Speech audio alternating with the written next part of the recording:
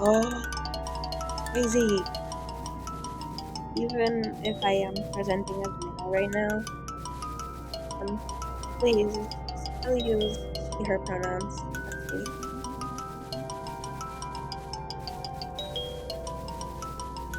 But you guys were all saying it was Cheo last time, and now you're saying Cheo. As far as I know, it's Cheo, but I could be wrong.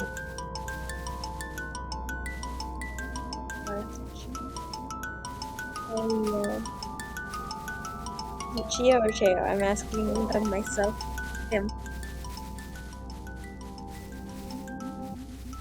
Royal.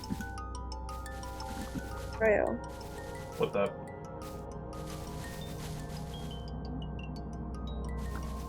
What? Royal.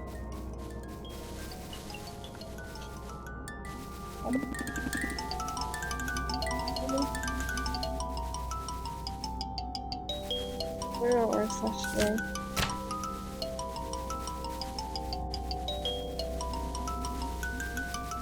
Wow.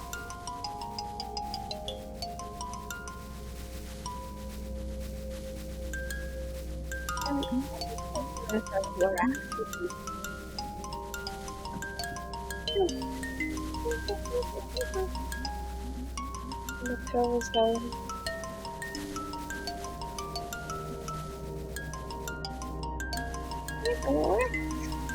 I'm a nasty laugh. Hey, man, silly. I'm gonna request that you turn on push to talk.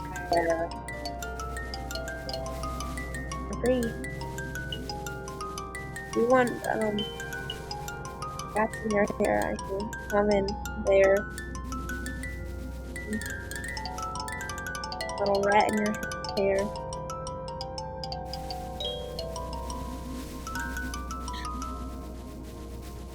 But I was gonna. But one second.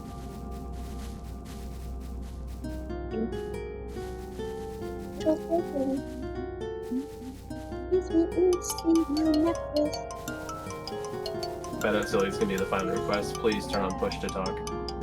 So apparently Cheo's joining VC. Yes. Go with. Go again. Man, silly. I will unmute you after the tour.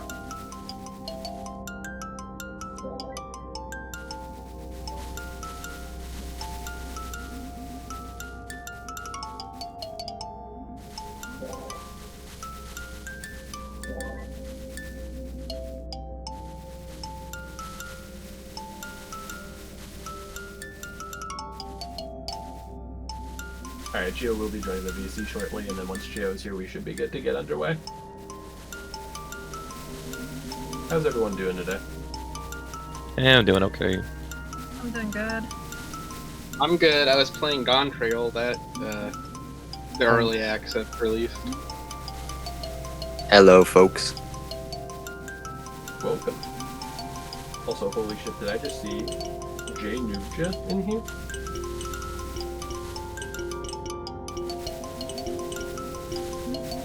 I can't believe he's actually here.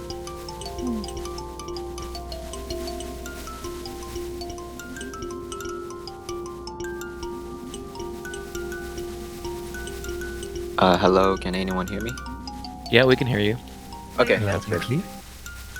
Okay, that's good. Give me a minute.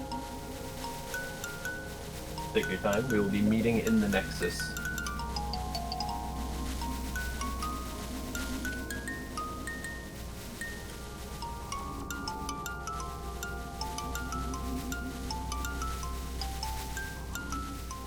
Alright. Okay, so I'm gonna be VCing through my phone.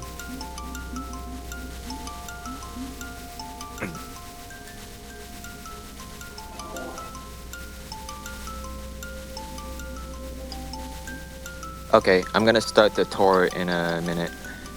Sounds good.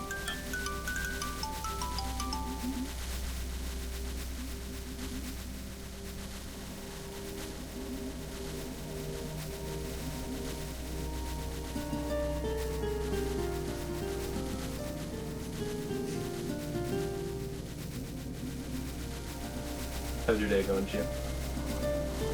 going good. It's going pretty good. I kind of forgot to sleep. I think I slept for like 6 hours, so I'm a bit sleep deprived during the tour, but I'm gonna try pushing through it.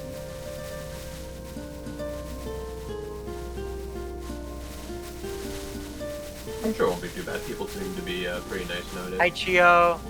Hello. Also, I'm sorry if I respond late. My phone, for some reason, doesn't have good signal. Oh, good, no worries. But yeah. While we're sitting here waiting for people, just to lay down a couple more ground rules, I'm going to formally request that the only people using Umbra are Cheo and I. That way it's easier to spot Cheo and I in a crowd. It's the Eidolon that seems to stand out the most to most people. I'm also going to request... Oh wait, do you have it, Cheo? I don't have Yeah. the thing that everybody else has. The Youth Eidolon is required for the tour, however you do not need it at this given moment. We will be going and getting it. Cheo is on a phone, so setting up priority speaker is a bit of a pain. Yeah. And if you don't have youth, that's alright, because the first place that we're going to be going to is Surreal Zoo, which is where Damn, the this shit mad laggy Eidolon now. is. Alright, and then one last thing is please, everyone, please just walk. It's a lot easier to stay together in a group. It's a lot easier to just get around if we all just walk together. Yep. I'm going to be walking too.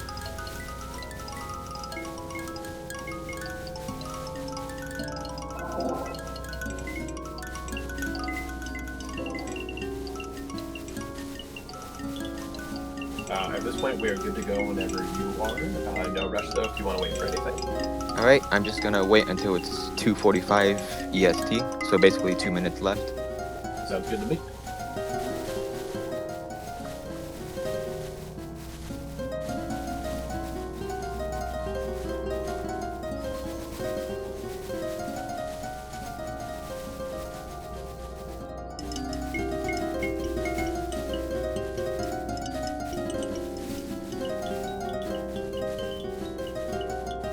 Uno VC.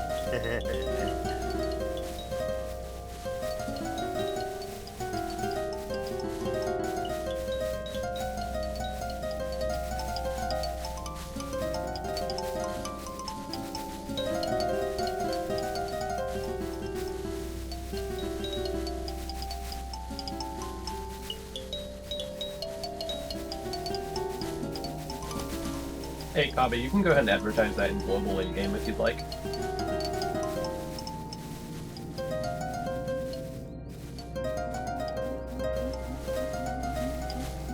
I figure that'll just make it a bit easier for people to see.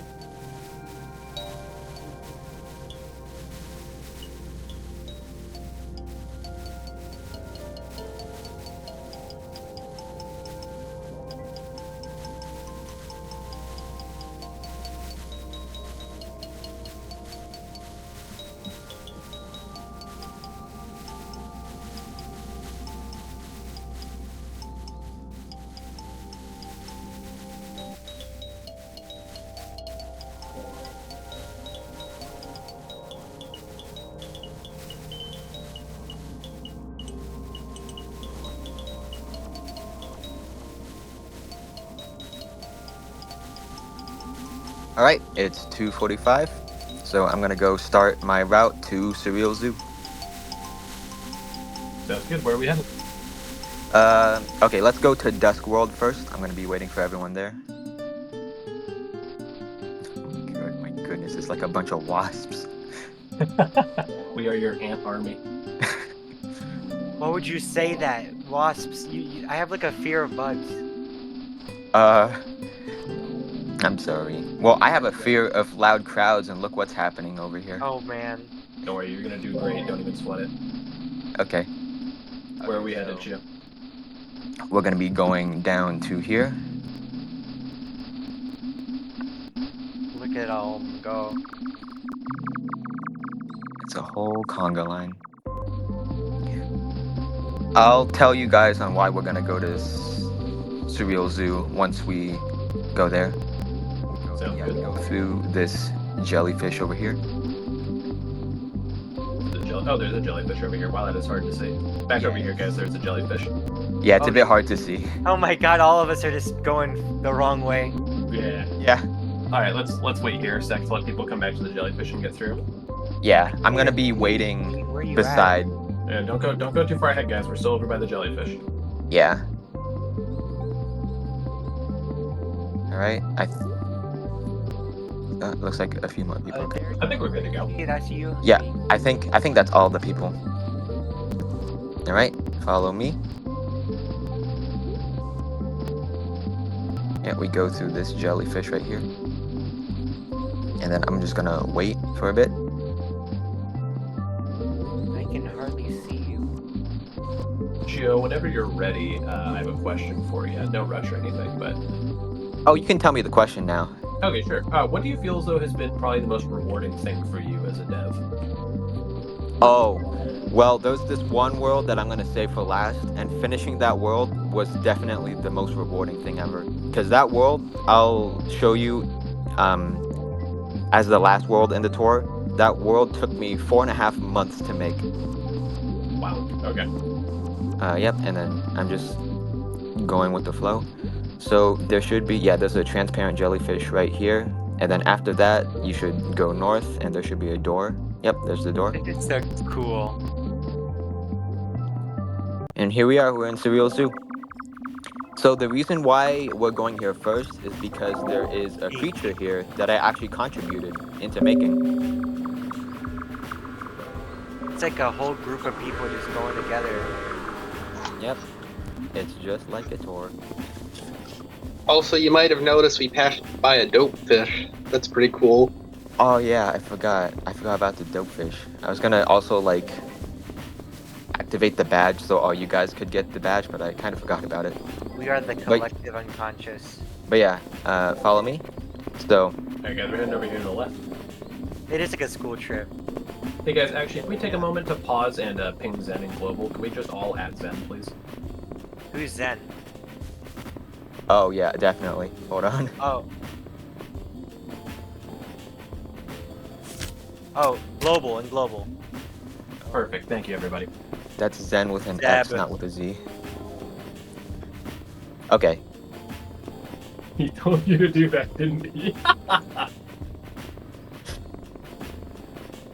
So, up around here, there should be a little guy. Well, not a little guy. He's a huge, humongous guy. Actually, we're gonna get the youth. Oh, I just effect got a first. badge. Cool. Congrats on the badge. Where's the youth effect? The idle one, if you will. I'll lead you guys there. So yeah, right here there should be a little Mina, a little Minat. What if there isn't? If you have the youth effect already, then it's not there. But if you don't, then it should be there. Oh, it's over here on the tile. Yeah. So does everyone have the youth? It is important for 2 of my worlds. We should be good. All right. And then follow me. There is. I'm gonna show you the little guy that I made. Yeah, honestly, if everyone should just be youth Eidolon, and then Cheo and I are like 2 dads taking you guys out to the zoo, that'd be great. That would be amazing. You and your like 50 billion children. It'd be possible. You're gonna get ice cream?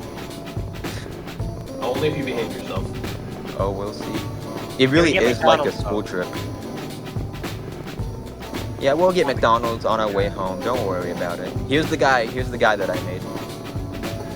Oh, he's awesome. What? It has the head from, fuck, what's that one RPG Maker game? Repeat that. Oh, he's your profile picture. Yeah, he's my profile pic. Did you make No, it's not off. just the youth version? I made both versions. Got it.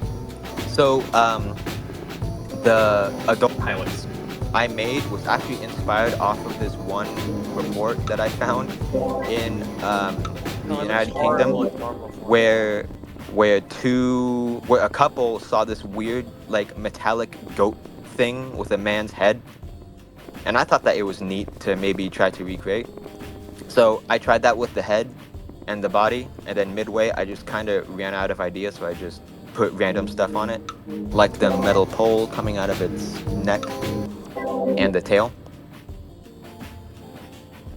And then the youth version, I just kind of saturated it and added a little smiley face. Pika's fault. Yep. And then this isn't another creature I made. I'll show you guys another creature here. But there's a creature that I kind of like helped make by accident. Hopefully I know where it is. But there is a creature here that's like, yeah, this guy right here. So this person right here is actually based off of a lake that I found on Google Maps on Canada.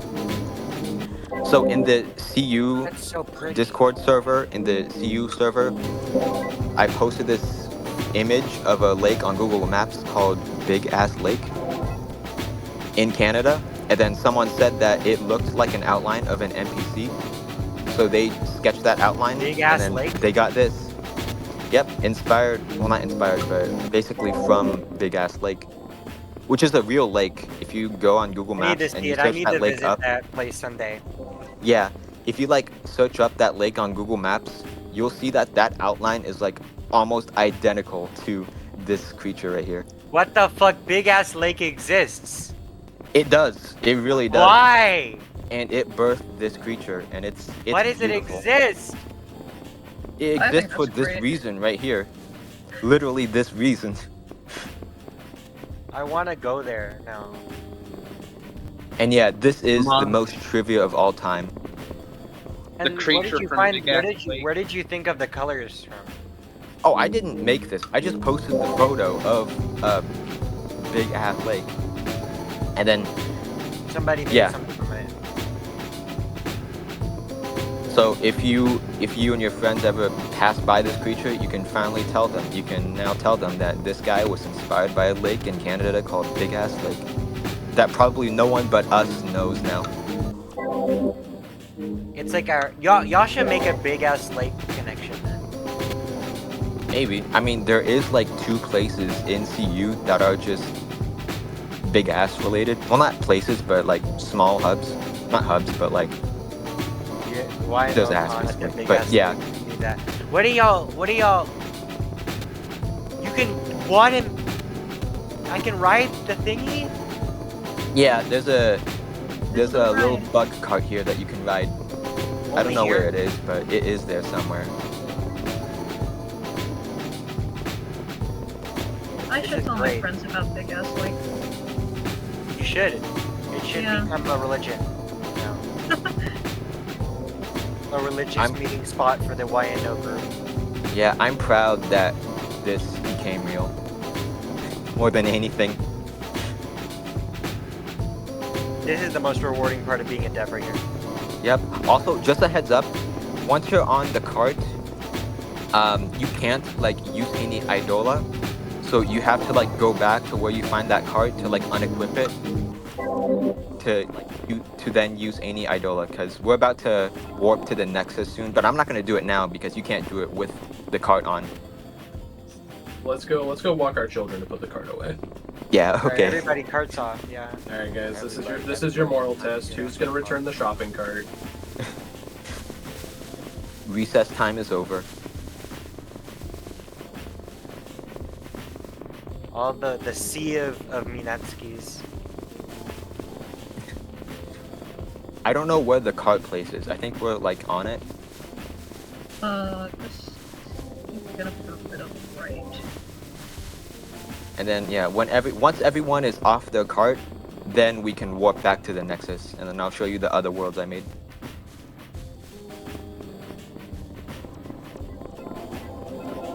Alright, it looks like everyone's off their carts. I'm just gonna go to the Nexus, and I'll wait for you guys there. Remember to unequip Umbra once you're back. Yeah, please go back on the youth effect or Eidolon, or really you can equip Yeah. anything that's not Look at Umbra. all those jellyfish. Citrus Z, I'm looking at you. And then I'll wait for you guys. Who said my name? You got unequipped Umbra there, bucko. I'm blending in. Thank you. Wait, I can sit at the bench with the card for a badge? I should have done that. Damn it.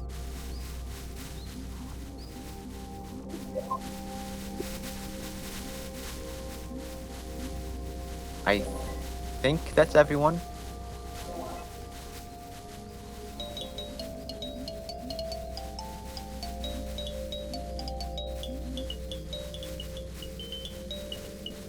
Yeah, I think that's everyone. Where to? Okay, so the next place I'm going to show you is a world that I made. We're going to go to Alloy World.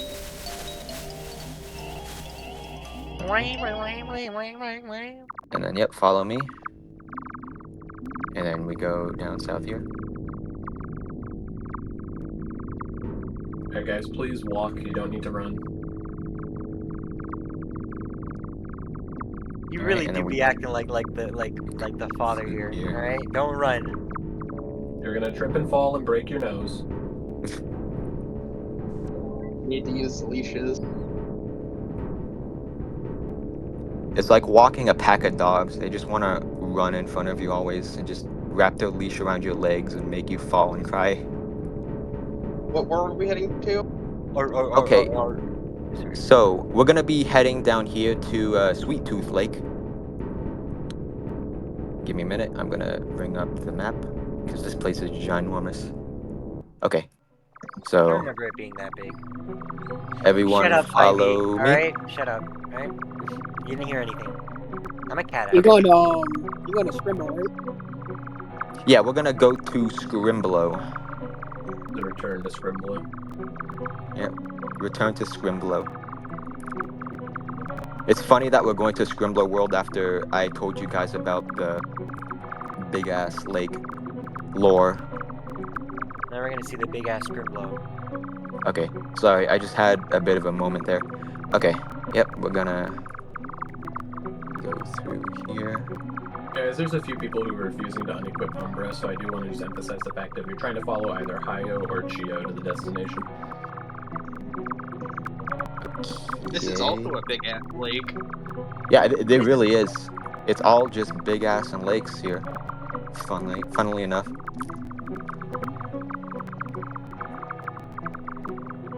Freaky.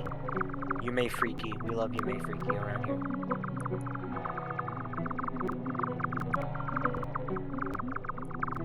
Give me a minute. I'm just gonna check and see if we're going down the right path. Yep, looks like we are. Big ass.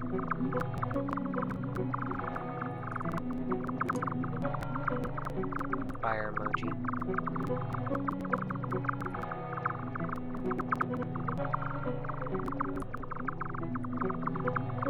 Bro, loose in like first place over here. Okay. And then we go down to here, and then oh crap, hold on.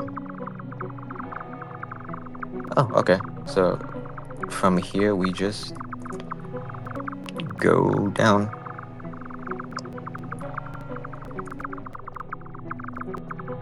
Same.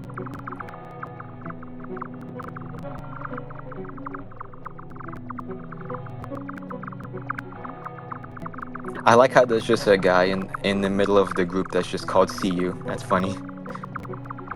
It's a good guess to get.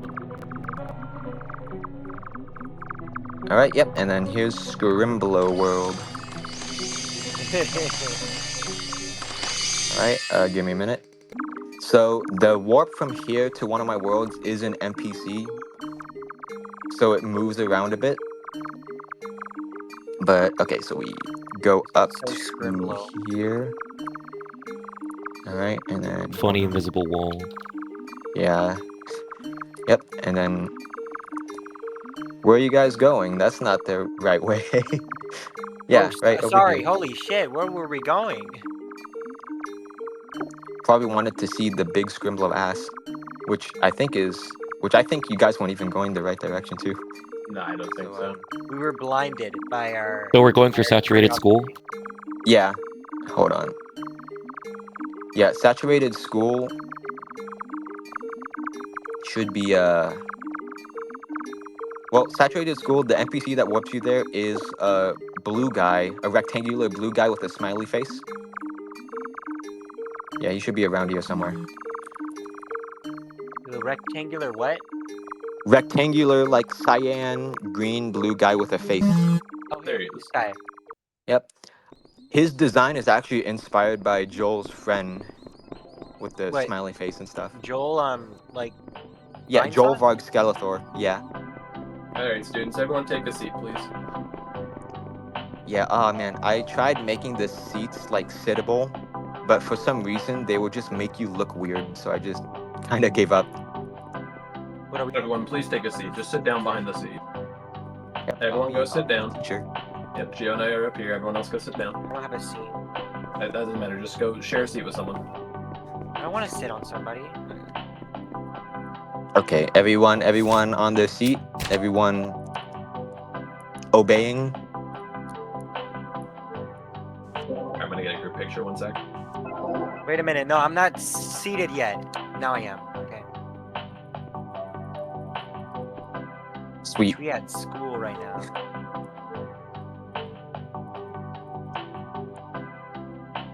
This really is a saturated school moment. Rat ate my homework. Holy fuck! There's a rat in the classroom. Oh, there's true rats. There's all rats. Oh, they're multiplying. The rat. This may be a saturated school, but it's unfortunately rats. not a Yeah, sanitized rats. school. Alright, we're good to continue. Alright, you guys are dismissed. Alright, let's go. We learned nothing. So, the art style of this world is actually based on a music cover that I randomly saw in my YouTube recommendations. I can't remember what music album it was from specifically, but it was... Someone I thought okay? it looked pretty neat, so I decided to make a world off of the style. I feel like that happens a lot. They're like, what's the symbolism behind this part? And it's like, oh, it's an album cover I liked. Yeah, it's actually very common. It's actually like unusually common in CU worlds. I know that I'm not the only one that made a world based off of an album cover. And yeah, like the colors being off, like being shifted to the side was also inspired from that one album. No, mine. Yeah, mine. Okay, we're gonna go back out of the room to the hallway. This world I made actually might be the fastest I've made out of all the other 5 worlds. I think this took me like 2 days to make. Oh yeah, here's the bathroom. You've got a question from Dream Popper in map chat. Do you remember the album name? Oh, I don't. Unfortunately, I don't. I think I have a screenshot of the album that I did, like, inspired it off of, but I don't know the name specifically. I want to go to the rainbow toilet. And yes, there is a rainbow toilet. I want to go inside so bad.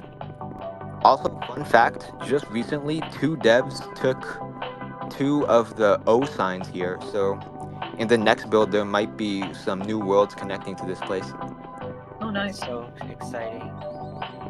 I think the only connection not taken, is the RGB toilet, funnily enough. I don't want to Actually, find out what the How could people not take the RGB toilet? Actually, no, never mind. Someone did take the RGB toilet.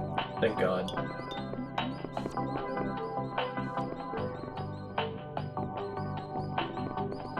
And we go down to here.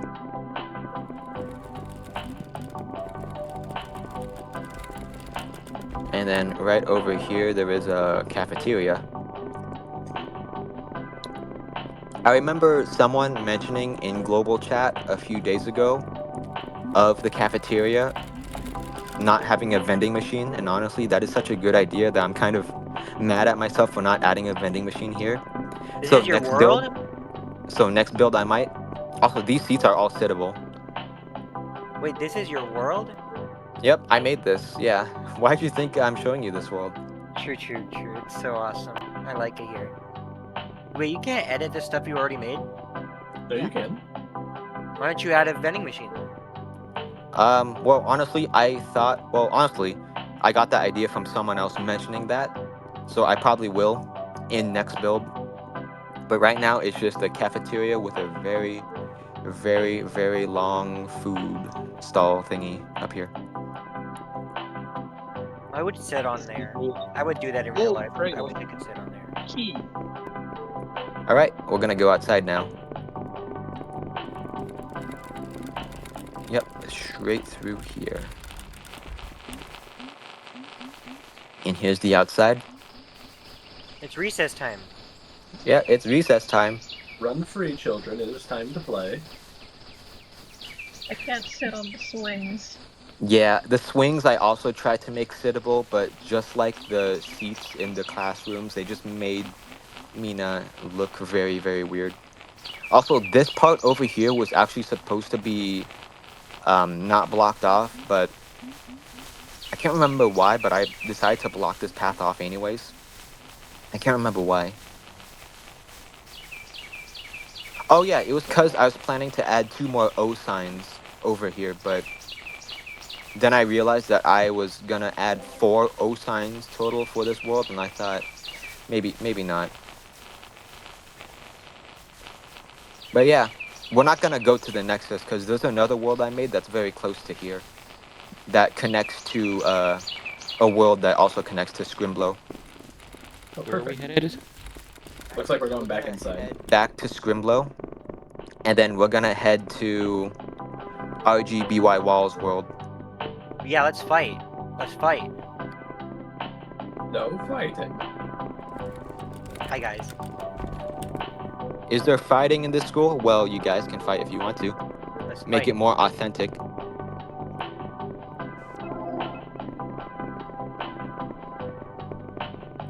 Also, I'm sorry if you can hear Yes. my cat in the background. He's very noisy right now. He wants attention, which I'm giving to him, obviously.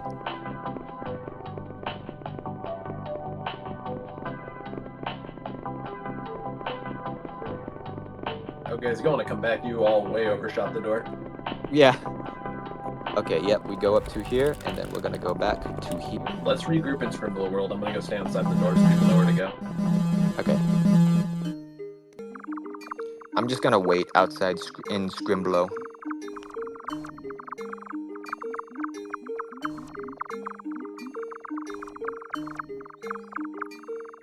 Alright, I'm just waiting for everyone. I'm waiting for a few more people, it looks like. Some doofus is running around right now. I saw them in the school. Okay, okay. I'll wait for you guys.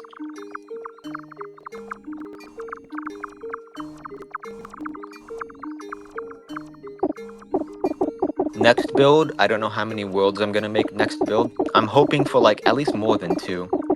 But there are some world ideas that I have for next build. There's some world names that I have for next build, which is Sabab, which is a world which is full of liver and milk. Swing set, which is just a bunch of swing sets. Ahead, which is basically a bunch of pathways, but with a bunch of unique stuff in them. I want to see that so bad. Solar Plexus Clown Gliders, which is obviously an amazing name for a world, which I might connect to Sabab. And oh yeah, Vanilla Extract Island, which I'm actually working on right now. Hey, Cheo, quick question for you. Yeah? In Saturated School, is it on purpose that when you leave the room with the Scrimblow world warp, you go to a different door? Oh no, that wasn't on purpose. Yeah, when you leave the classroom that has a Scrimblow world warp, you go to a different door. So if you try to go back in the same door, you end up somewhere completely different. Oh Yeah. Does that happen? Yes. Yeah, I thought that was a one-wayer. Oh yeah, that's not supposed to happen. Oh, I think that was on my end. Oops. Okay. I think everyone should be here then. Okay, good. I'm just gonna look back in the good old trusty Scrimblow map. Okay, so follow me. We're gonna go left. Yes, we can hear you. Where we headed, Cheo? Finally We're going left. working. We're gonna hug this guy, and then we're gonna go south. What Which leg did you guys hug? I will determine your morality based on that. Well, it looked like he needed a hug, and how many people does he usually see every day? Not this much Definitely people. doesn't see So a this group many. hug. Yeah. Oh my god, I thought we were going to the evil place. Oh, Ooh, left leg is the noob leg. Sorry, guys. Hey, Bunny, in case you're wondering, we're in RGBY wall world right now. yeah. Guys, wait for me. I'm coming. Okay. We can't wait for anybody. We gotta keep moving, Cheo. Well, I'm waiting in the RGBY wall world where the door was. I'm just. Are we waiting for Bill from Scrimbler World? Can't sit here for more than like a minute. Oh no, we're in RGBY wall world, but we're like waiting at the entrance. Not entrance. We're like waiting at the door in RGBY Red, wall world. green, blue, yellow world. Yeah. Red, green, blue, yellow wall world. LGTV world. LGBTQ wall world, yeah.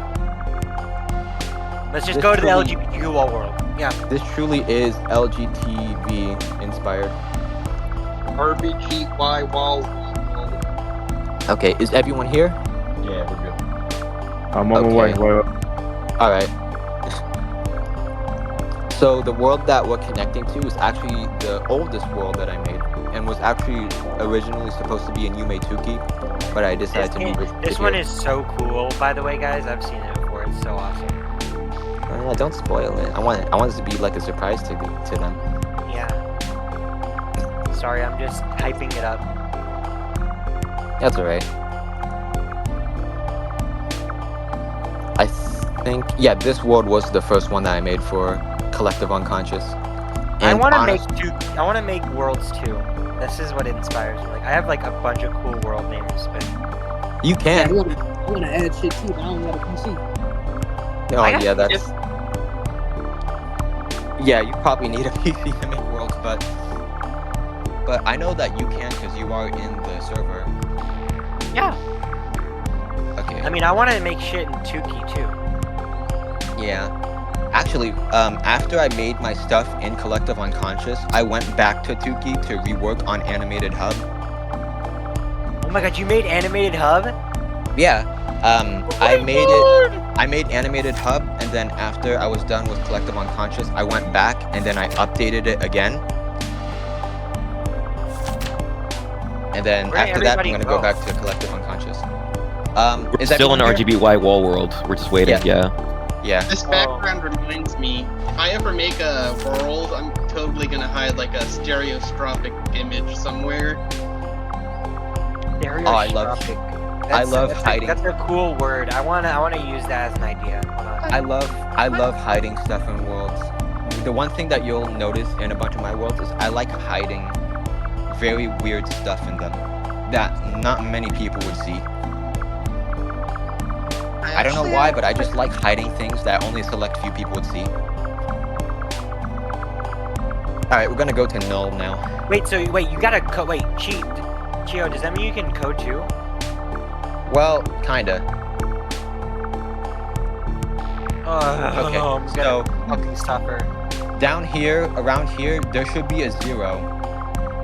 But because of how long we've been here, the 0 has been like roaming around a bit. But around here, there should be a 0, like a flashing 0. This one is like my favorite world. Once you guys find the flashing 0, which my 0 is over here, once you guys find like the flashing colorful 0, click on it. I'll be waiting for you guys in null. 0 says they're gay, is what they're saying actually. Yep. I like Gay making rights. things. I like making things rainbowy and flashy. All right, I'm just waiting for everyone. I'm hearing a lot of music here. Okay, is that everyone? The sound of the wild Manatsuki walking. Yeah, even if you aren't good at sprite art, it is still fun to make some worlds. Like even if you aren't good at sprite art, but you can, if you do want to like help contribute to Collective Unconscious, then whenever Collective Creations comes up, which is like a once every couple months thing, once that comes up, you can help contribute to worlds that like multiple people are making. Like with Surreal Zoo. Surreal Zoo was a Collective Unconscious world, Collective Creations world, I mean. I like making that multiple people could like contribute to. So even if you don't like, even if you aren't good with like sprite work, you can still contribute to those. Guest is so scary, guys. Who's guest, right? Like, Why am I scary? why are you pretending to be a guest when we know who you are? Like, that ain't you. You're Okay. lying. So Cheo, where are we headed? okay, follow me. Are you guys in null? Yes. Okay, I assume everyone's in null. Okay, so follow me. This world was obviously inspired by Number World from Nikki. These NPCs are all zeros, but in different formats.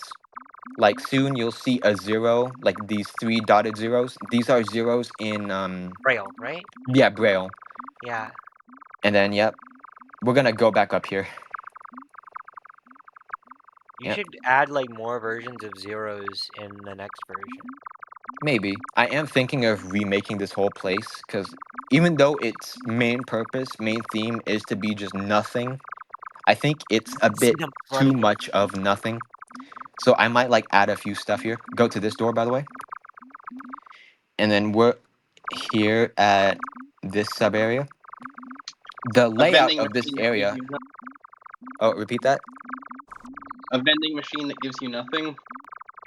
That's honestly an amazing idea. I might actually make that real. So this It's question like a mark vending here, machine this question mark here, was supposed to be a teleporter to another world idea that I had while making this null place.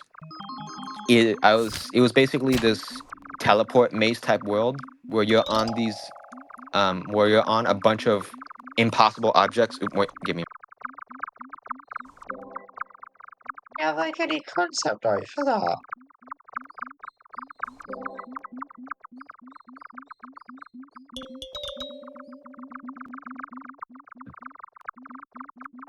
The question mark doesn't do anything yet.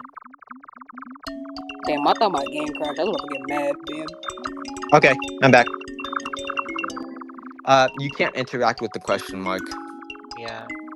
But yeah, this was supposed to be a teleport maze that was on a bunch of impossible shapes, like the square that like overlaps over itself, the triangle with like the impossible faces, all that sorts of stuff. I might make that world in the future, honestly. But and the layout of this specific hub area is, I think, 0 in Arabic. I think so. I can't remember, but I do know that this shape is 0 in some sort of format.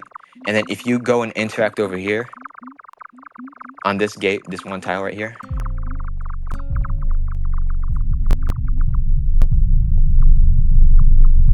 Where'd everybody go again? Did you go to the top? Yeah. Yeah. Oh, that's really cool. That scene is like the coolest shit ever. Yep. Animation. That's also another common thing in my worlds. I love putting animation on stuff. It's like a habit of mine. I don't know why. I just love doing it. Oh, how did I get it so smooth? Okay, so Tuki uses a different RPG engine. It uses 2000, while Collective Unconscious uses 2003. So in Collective Unconscious, there's more like picture options, like you could have pictures on players or below players, all that sorts of stuff.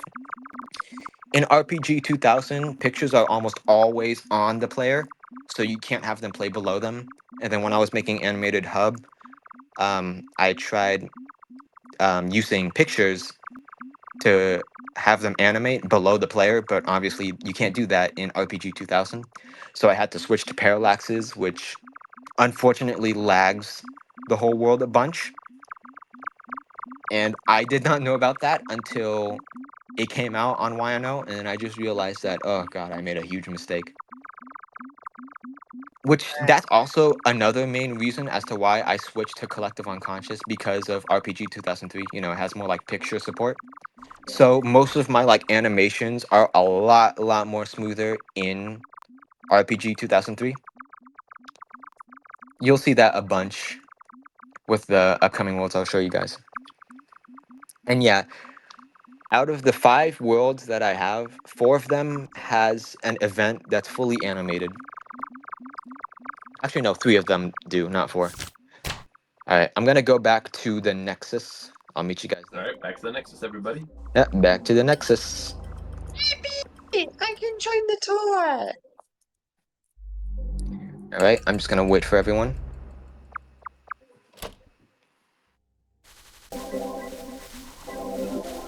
Please make sure to unequip Umbra, guys.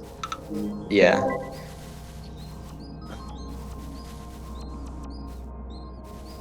All right, I'm just gonna wait until everyone's here, because some people don't have Umbra and they're just waking up. I actually showed my friend one of your animations, and they were like, "Oh my god, how did they made it so smooth? This looks amazing."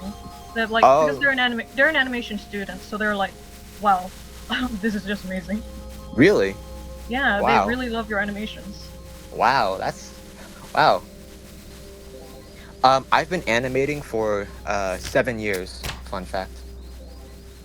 So since I was 12, and then for some stupid reason, for the first 3 years of when I started animation, I animated using Google Slides.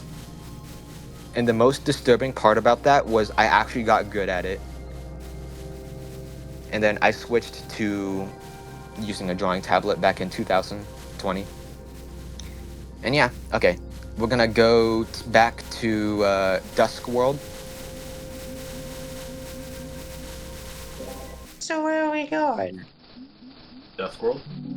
Yep, Dusk World. Yeah, I know. And then we're Dusk gonna World. follow me. You'll see the destination when we get there. Yep. Okay. This next world you guys might have seen already, I as can't it's a enter pretty. for some reason. Oh, really? Yeah. That's a bummer. That's weird. If you do go into Dusk World, try to find a green shell, which is where we're going right now. Yeah, just go up and right when you go in. Yep, there's also a map, so you should be fine. Hold on. Guys, let's wait by the entrance real quick. Y'all going to human method, right?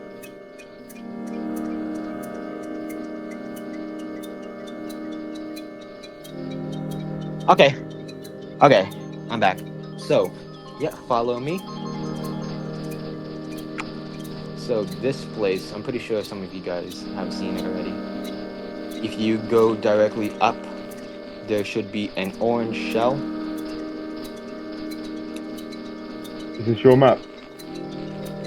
You at Mollusk World? Yeah. Yeah, just basically go up until you see an orange shell.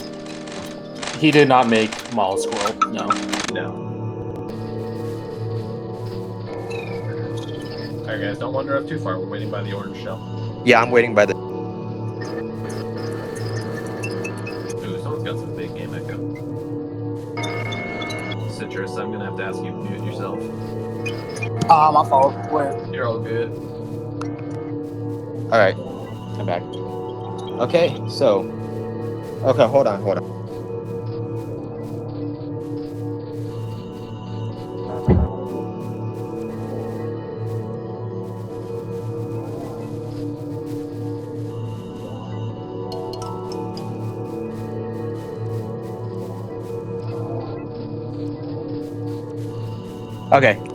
Okay, so we go up north, follow me.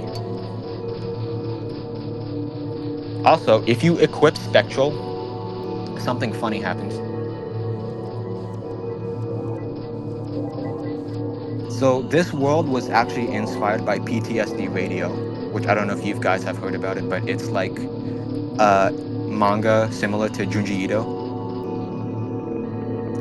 If you go up here, it should cut off to here. The parallax is unfortunately broken, but you can look up into the parallax.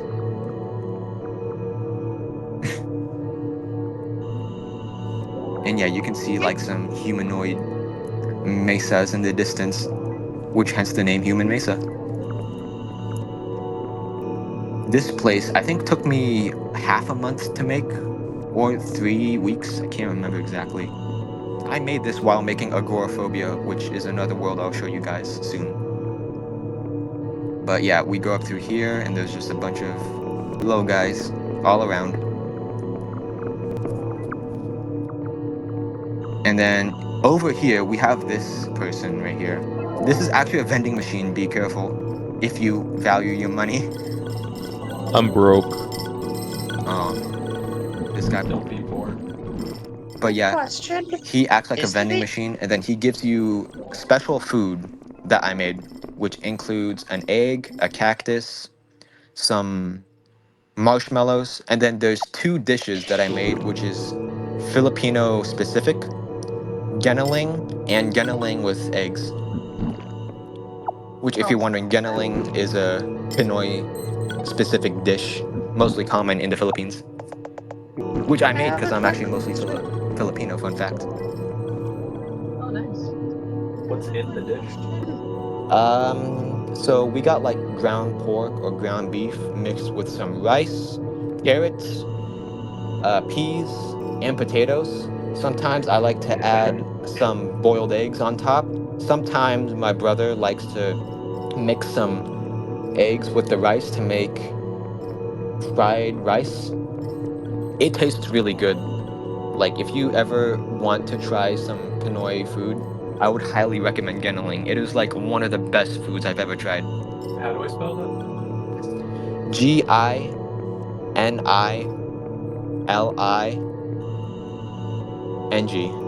Perfect. I will be looking into this. Thank you. Map chat again. You're welcome. Is the name Oh yeah, Halo Human Halo. Halo Halo is Mesa so meant to good. be a I reference forgot to to make Black more. Mesa from Half-Life? Yeah, Halo Halo is a good one too. I need to make more Pinoy related food. It would be cool vending machine edition. Yep. Follow me down here. I think the reference to mesas from real life. Repeat that. No, Is the map name Human Mesa or a Half-Life reference, or is it just a name? Oh no, it's just a name because it's a bunch of humanoids on Mesa. Don't click on the. Well, I guess you can click on the flower, but yeah, if you click on the flower. Ooh, fun animation. Fuck, I remember seeing this event and so blown away Yep, by and that's how another 60 animation I made. FPS this animation was. And then here is a subworld. This world was actually supposed to be this parallax, I mean, was supposed to be a connection to another world I made, but I decided to like remove that world because it's not really that great. But it would have been full of like these 3D meshes of objects in the style of like the early 1990s. But yeah, and the reason why it's called Human Mesa is because the thing that you're on right now, like the sandy parts, the sandy rocky parts, is actually one of those humanoids that you see off in the distance. Oh, Which again, yeah, is inspired by PTSD radio. And then this connection over here is actually taken. So next build, hopefully this place will have a connection. What the world that connects to this place is a world similar to Surreal Zoo, except it's in like a TV. And if I recall correctly, it has like 20 to 30 people contributing to it, including me.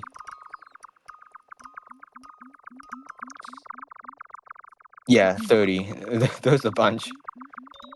There's someone in map chat saying that this area reminds them of the Museum of Everything Goes. Was that an inspiration to you at all? Oh, it isn't actually. Well, actually, maybe it is because the Museum of Everything Goes is one of my most favorite games out there, mostly because of how weird it is. I completely maybe it may have been inspired by it, like subconsciously. I love that game so much. It's such an amazing game. In fact, whenever I dev CU, sometimes I would pull up a video of Vinny Vinesauce, playing the Museum of Everything Goes. I just really love that game so much. And yeah. All right. And then I'm going to go back to the Nexus. There's one more place that I'm going to show you guys. And this place I saved the best for last. And I'm pretty sure some of you guys have seen the stuff there already. think I know where this is going. And yeah, Don't and then spoil join anything. us a bunch because I like Vinny and Joel. I think they're both pretty funny. Yeah, repeat that. You kind of based for that. Repeat that. I Shiny couldn't Star. understand you. Oh, you're good. I just letting Bunny Boy know not to spoil anything. Oh, okay. Yeah, don't try to spoil the next world I'm gonna show you guys. Okay, I'm just waiting for everyone. So this world that I'm gonna take you guys to, not yet. I'm just waiting for people. This world is a pretty deepish world. It's kind of on a route, as there's two worlds of mine that connect there. One connects to another. So I'm just gonna be waiting for everyone. I think I'm pretty good. Okay, follow me. We're gonna go to the CGA forest.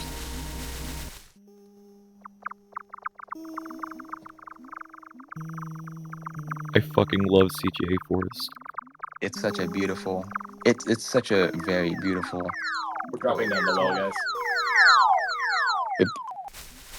I think it was one of the first 4 to be added in Collective Unconscious back in like December 2021, if I recall correctly.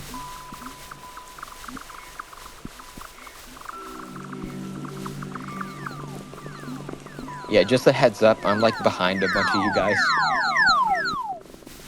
Alright guys, don't run off too far ahead. Cheo and I are both very far behind. Yeah. You don't want to go get lost.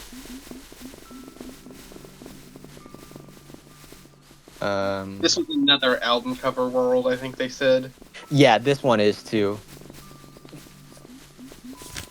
Especially the fish with boots, which is on the album cover, if I recall correctly. Alright, is everyone here?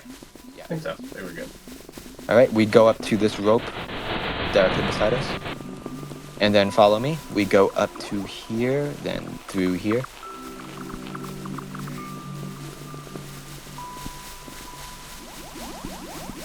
Up, down to here, to Golden Shore. And then I'll wait for a bit.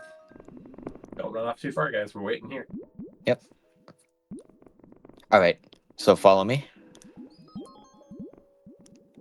Yeah, this world is very pretty. In fact, it had to overhaul this build. It's very pretty. But this isn't the world that I'm showing. Well, not the world that I made. When is the Collective Unconscious fishing update? Funny you say that, because if I recall correctly, there was some people go through this door, by the way, this door right here. Wait, where did you go? I'm We're lost. in Golden Shore. Alright. Now we're in card Yeah, carving pattern. I'll get there. Hold on, guys. Hold on a minute.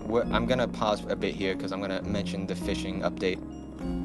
So, if I recall correctly, there was some people planning to make a mini game or something like a mini game that is basically around fishing, where if you fish enough fish, then you get like a good score. I can't recall much correctly, but that's what I remember of it. All right, follow me.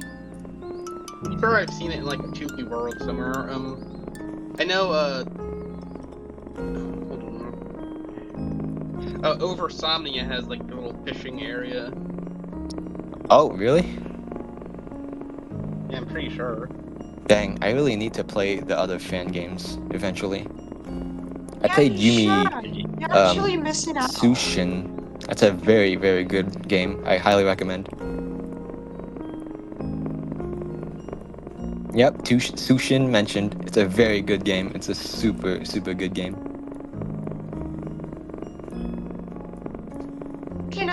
And then another game that I played was, I think, Ultra Violet. Ultraviolet's good. Very good game. Yep, you interact here, and then with Child Effect, which I hope you guys got, you go through here. If you don't have child, you can also use rat. Yeah. I'm just gonna wait for everyone. So this is one of the worlds I made. Bridge from Beyond. And it's called Bridge from Beyond because if you look at the map, it's a ginormous bridge. When I was making this world, I kinda forgot about the scale of everything compared to the player, so everything here is a lot bigger than I thought it would have been, even the houses. All right, everyone follow me. Actually, hold on a minute. Okay, yeah. There's some really All right, nice follow me. beats, We're gonna too. go to the one world that took me so long to make that I somehow didn't go insane from making. Yeah, that's interesting because I always wondered why it was called Bridge. Never seen Bridge like her then. Yeah, the bridge is like the huge beams that you like spawn in from. You go up to this house, and well, we're here. We're in agoraphobia, which is the place that took me 4.5 months to make. And yeah, it's a bit laggy when you come in, but that's mostly because it's doing a bunch of stuff. Why did it take you 4 months to just make a singular room? Hold on, I'm just gonna Good take a pixel art. This is a nice looking room. So, so detailed Also, if you pixel look on the art, huh? poster, I'm totally there not is no. a landmark that's familiar, not from this game, but from a different game. Dude, the funny Is there anything you can mountains. interact with in here? Oh, there is. There is. I'll show you that very soon. But yeah, and yeah, there's a poster, and yep, that is indeed a funny reference to a funny game that's also in YNO. And then some of these furnitures I actually like drew off of were also like furnitures I have in my room, like the cabinet here and the table. But yeah, this is basically the whole world, just this room. And you're probably wondering why it took me 4.5 months to make, which I'll show you right now. So equip youth. So equip youth or spectral, either which ones work. Yeah, yeah, you guys are in a dev's room. And then with youth equipped, interact with the door and keep going in and out of the room, as there is a 1 in 6 chance that something happens. I can't tell you what happens, as it's very noticeable when something does happen. Oh my god, wow. Huh. Sorry, my Wi-Fi And once that does knocked happen, out. do not interact with anything yet until I'm also there.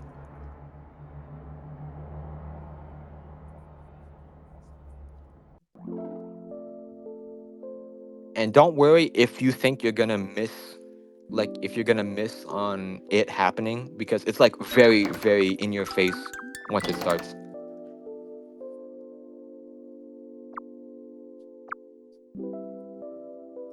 I keep trying, but I'm not getting it. Yeah, same here. Oh, goodness. The RNG gods are not in our favor today. That's interesting. All right, I got it. I'm waiting for everyone else to get it. So once you do get it, do not interact with anything, because I'm waiting until everyone else also has it. Okay, so I didn't originally, when Collective Unconscious came out, I did not tell anyone about this event. I don't think anyone knew that this event was a thing. So I just waited until someone accidentally stumbled upon it, which I think it took like 3 days. Well, like you didn't even tell the managers about it? Oh, the managers knew about it, but other than the managers and some of my friends, no one else knew about it. And then yeah, it took 3 days until I saw the first like screenshot of the place. Conspicuous load times for such a world? Oh, you will see. All right. So I assume everyone has the event started. So once the event has started, you can click on the door to progress.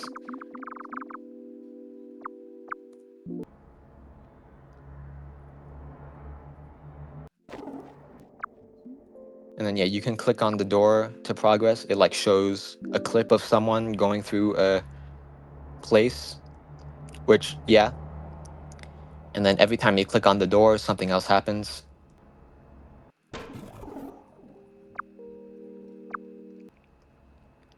The more you click on the door, the more the stuff progresses. Oh, Jesus. Damn, And I yeah, think I fucked up. I'm drowning in blood.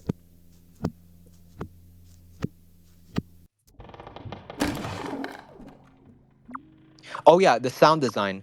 The sound design was made by Bathy, the same person who made Mollusk World. Huge credit to them because I asked them to do the sound effects, and they did a very, very good job on making it. So is this a bunch of pictures, or how exactly did you achieve the animation? Okay, so the animation is sprite sheets, which is basically a bunch of frames on a giant photo, and then every very short second, it flashes to each frame to give it an illusion that it is being animated. And I think I have 9 different sprite sheets for each of the phases.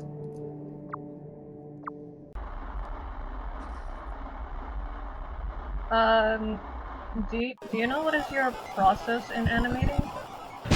Repeat that? What is your process in animating? Oh, okay.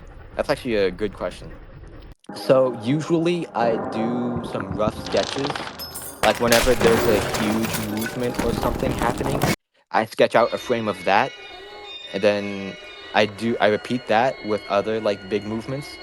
And then once I have like 2 keyframes, I kind of animate in between them so that they like move, like every frame they move very slowly. But because of how fast the animation goes, like how fast the frames go, it gives an illusion that it's moving very smoothly. And I've basically done that over and over again a bunch. Especially the part where the room gets destroyed, I kind of had to like learn a bit on like how things would go, like where things would get tossed, like the desk getting tossed. I had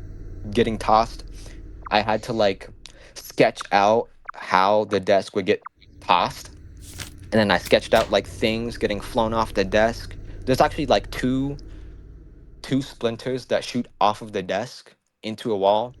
And then the second half of the desk leans on a headstand, which that leans on the wall.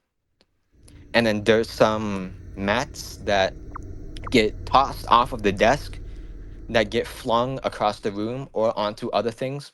On the table, there's some cans that get knocked off once the desk like gets pushed. And then once the things come out of the floors, I had to animate the floorboards getting like ripped off, which I actually had to use a reference for that. Same with when the whole part of the room got ripped off, I had to animate the furniture getting like thrown off too. And I had to do that. And I think it took me like a couple hundred working hours to animate. I don't know how much. I knew I started it off in mid October, and then in mid December, I took a short break and I worked on Human Mesa, which I made that animation of Human Mesa too. And then I went back to Agoraphobia, which I actually ran out of time a bit. So I had to ask the managers to extend my deadline 2 weeks ahead. And then they said, yeah. And then I finished the whole animation. So is everyone in the room, like the pitch black room? No, we're in a hallway standing near a red In the man. pitch black room, there is a 1 in 64 chance where instead of it just flashing the red outline, it flashes a bunch of eyes, but very, very quickly. Oh, Jesus Christ. All right, I assume everyone is in the room. Okay. Is it a one-time thing? No, you can repeat this event for as long as you want. Yeah, I noticed in the pitch black room when it, like, right before it creates the red outline, there's like this little box that appears. I think that's like an animation error or something. Oh, yeah. Yeah, I think that is. Jeez. Okay, so everyone has the black room, I assume. So go into the white door, but do not click on anything. The eye, is it a taco fusen? Yeah, it is like a taco fusen kind of thing. Do not click on the red stick man guy. So this place I kind of had to rush to make. Yeah, I had to rush a bit to make. So the parallax of this place looks a bit rushed. You can see some other people just beyond the screen because this red guy takes you there. Which, speaking of, you guys can now click on the red guy.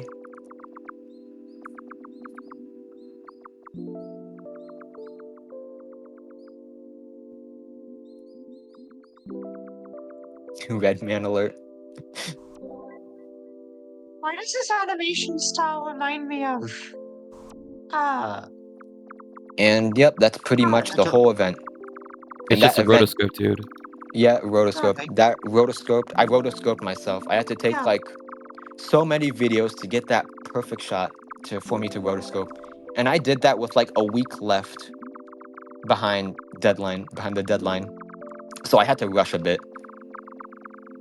In fact, the animation is a bit incomplete, as originally, after the cut with the rotoscope, it was supposed to switch to another loop of the outside of someone going outside, and then it cuts to that person holding their brain, and then like unfolding it into a thin sheet of paper, and then covering the screen, which is why this place is very pinkish looking. But I just ran out of time before doing that.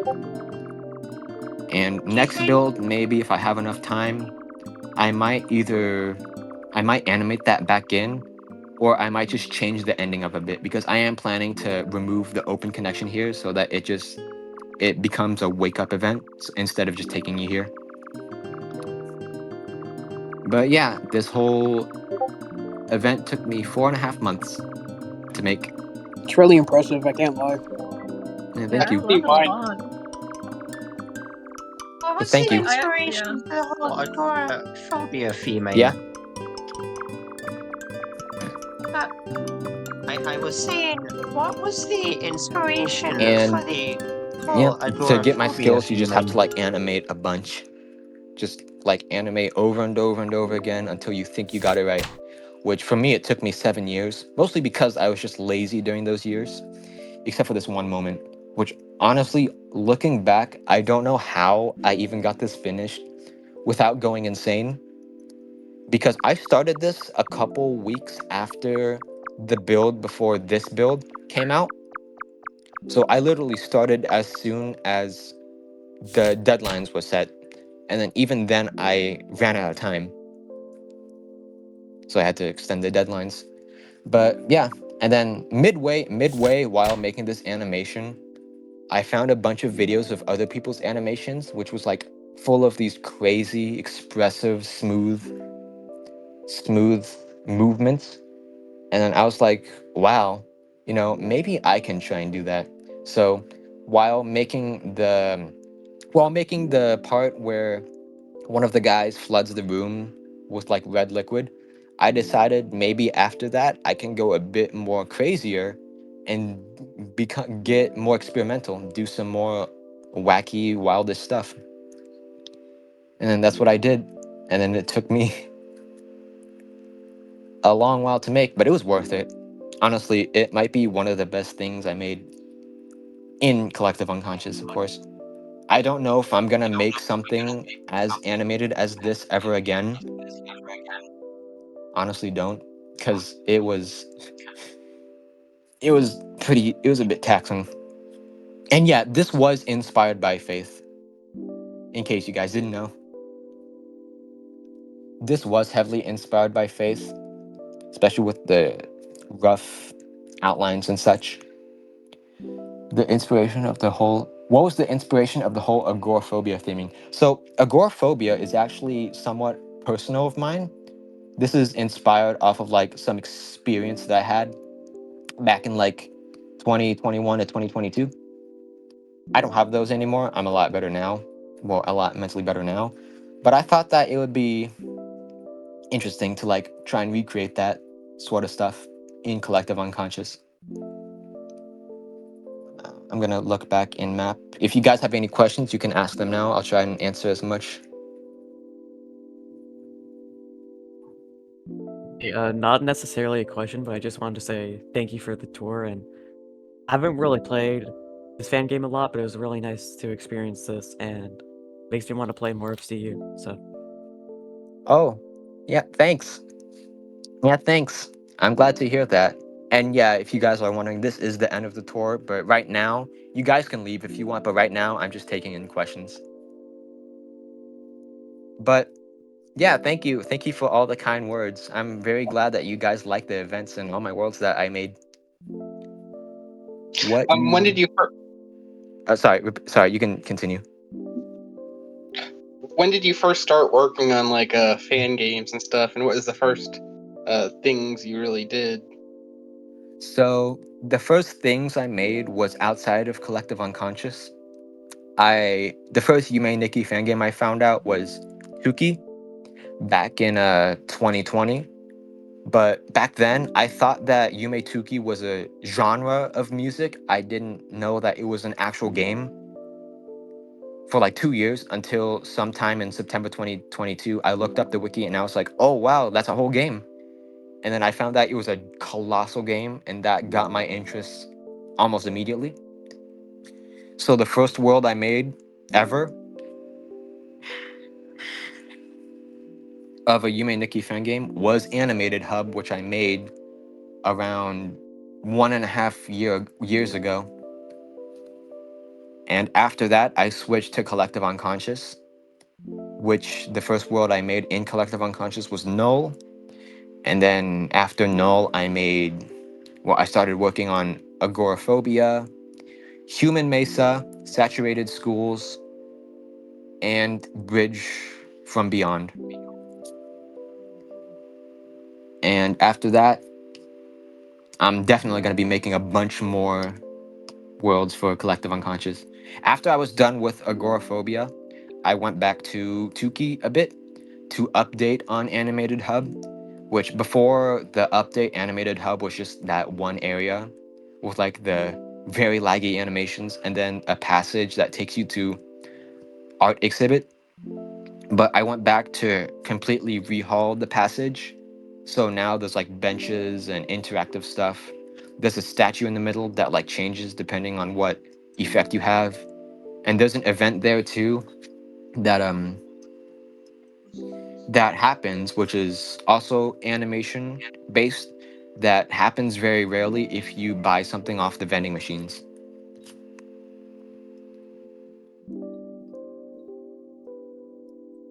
All right, I'm just gonna go look back and see if you guys have any other questions. Someone asked you in map chat, what maps are your inspirations? Oh, okay. So maps. Excuse me, maps and fan games. Excuse me, maps and fan games. Oh, fan games. Well, mostly my inspirations are from authors like QXY, Look, 2i9, Name Dude, which Name Dude I actually was inspired a lot of because he also does animations and stuff, flash animations. Let's see, Autumn, Kong, and in Collective Unconscious, Nekhona, I don't know if I'm saying that name right, who made Scarlet River, BFW5, which they made a world connected to Alloy World. I forgot the name of. Jethro Tull, the person who made Uncanny World.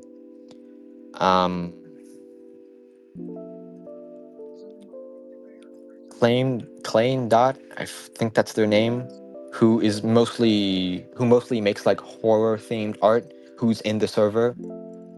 They're also a huge inspiration of mine.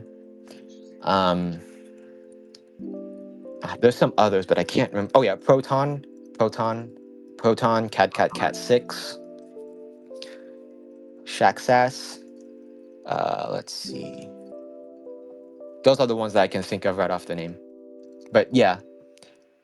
Did you get RPG Maker 2003 for free? Oh no, I got RPG Maker 2003 from Steam on sale, which is actually on sale right now. I think it's like $2 right now. So if you want RPG Maker 2000 or 2003, you can get it like right now. Yeah, it goes on sale a lot actually. Yeah, it goes on sale like I think like 5 to Yep, it's 7 on times a sale year. right now for $1.99 on Steam. Yep, $2. I didn't get Did I RPG actually Maker when it kind of was go on insane sale. during the making of Agoraphobia? Yeah, honestly, yeah, I kind of did. I thought so. During December, which was 2 months in of the works, I kind of just decided to take a break from making Agoraphobia, or like making worlds in general. But literally a day after that, I just couldn't help myself and I decided to make another world, which was Human Mesa. And I don't even know how I got Agoraphobia done, even when I made 2 different worlds in the middle of Agoraphobia. I don't know how, but I just somehow did. Obligatory. What is your favorite Yume Nikki fan game and world from any fan game question? Oh, well, I don't. It's been a while since I last played a Yume Nikki fan game that's not like Collective Unconscious or Tuki. But the fan games that I have played is Yume Sushin, which is definitely up there, and Ultraviolet. Yume Sushin, my favorite world from there is the artsy apartments. I love how it's just a bunch of small rooms of different styles that you could just go to. Another thing that I like to do is I like to mix up styles. I like to do different types of styles or media. Like with agoraphobia, I thought it would be neat to mix up real life photos to make a video of someone walking around a block. And I thought it would have been neat to make normal style animation, like hand drawn and stuff. And I thought it would have been neat to do a rotoscope animation with that too. 3 different styles on top. And then same with that creature I made in Human Mesa, which has like I think 2 or 3 different styles merged on top of each other. And Yume Sushin's artsy apartments does that a bunch. That game, I highly recommend playing that game. It's a very good game. And Ultraviolet, I don't know if Ultraviolet is the game that has this. It's the one place with that girl with the diary where there's like a rare chance where she isn't in the room and you can look at her diary. Yeah, that's one of my favorite Uboa-like events. Yeah, that's possibly one of my most favorite events in any Yume Nikki fan game ever. It's so spooky. I love it. I love horror themed stuff. I love like horror stuff that's not in your face but like subtle or something that is like hard to get but is possible to get. And Ultraviolet, that event was definitely one of my favorites because it's also animated too. It's very, very spooky, and I just love how out of nowhere it is. Because like you just interact with the thing, and then just boom, it just happens. Also, in regards, is this like the end of the tour? Repeat that. I think you cut off a bit. Is this the end of the tour? Oh, actually no. Oh, it There's is. other fan games I remember playing. There was a bunch of other like very, very lesser known fan games I played. In fact, back in 2023, I tried to play like as many fan games as I can, starting from the oldest to the newest. I didn't make it far. I think I only played like 5 different fan games. There was this one fan game I can't remember the name of, but it was a old fan game. It was a Russian fan game, and it had like text in it. It was a very, very weird fan game. I don't even know if you would count it as a Yume Nikki fan game. It doesn't really feel Yume Nikki-ish, but it was very surreal. It had this one world that was like airy gap styled, kind of, where it was like very simplistic, and it had these cardboard trees with like weird red scribbles on it. I really liked that world. I don't know why. I thought it felt really interesting. And there was this other game. I think it was like another old game. I forgot what it was called, but it was like very simplistic. And it had this world that was like, it had this world called Mental Asylum in the file names, and it was a very interesting world. It kind of reminds me of Isolation, like Isolation, the collective unconscious world, except a bit more simplistic. I think the game came out in like 2010. I can't remember exactly when, but it is an English game. The other game I mentioned was Russian, but this one was English. And then there was another Yume Nikki fan game I kind of played. It's called Yume Nikki Solitude. I think that's what it's called. It was like a very, very, very, very small mini game. In fact, I think it was kind of similar to Collective Unconscious, where it was an English-based community game, but it kind of died off very quickly. That was another fan game I played. Is it like That place was only Yume had like Nikki Solid? 3 worlds. I guess one of my favorite worlds there Like, is the Crayon world, which is very similar to one of my come on. worlds that I tried making to get into Collective Unconscious, but didn't have enough time to make it. Okay, I'm just gonna check back and Was see the others. Yume Nikki Solitude like Main inspiration of odds the where main inspiration of agoraphobia, like the animation style, is, well, there's 2 things. There's this one like music video animation posted by Adult Swim. I can't remember what the name was called. I'll post it in YNO. I'll post it in YNO after the tour. But it had like this very stunning, surreal like animation that was like super smooth. Actually, you know what? I'm gonna post that video in the Collective Unconscious server real There's quick. a lot of good Adult Swim bumpers for like inspiration.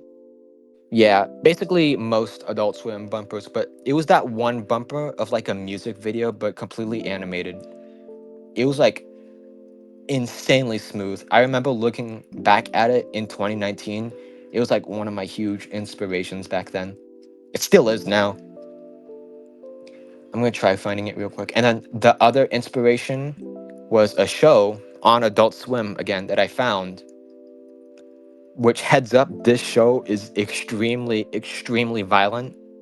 Just a heads up, if you guys want to look at the show, it's very, very, very violent, and very surreal too. It's a show called Super Jail, and it also has insanely smooth animation that I just found so shocking. Both those places just had very beautiful animation that's just so smooth, that just warps people. Both of them like warps people into these weird shapes and objects that you can't understand. That's another thing I like to do. I like to warp things, like especially people, into weird things in animation form, which I might do sometime in the future for Collective Unconscious. I'm gonna post that video in the Collective Unconscious. Actually, no, not in the Collective Unconscious channel. I'm gonna post it in VC Talk.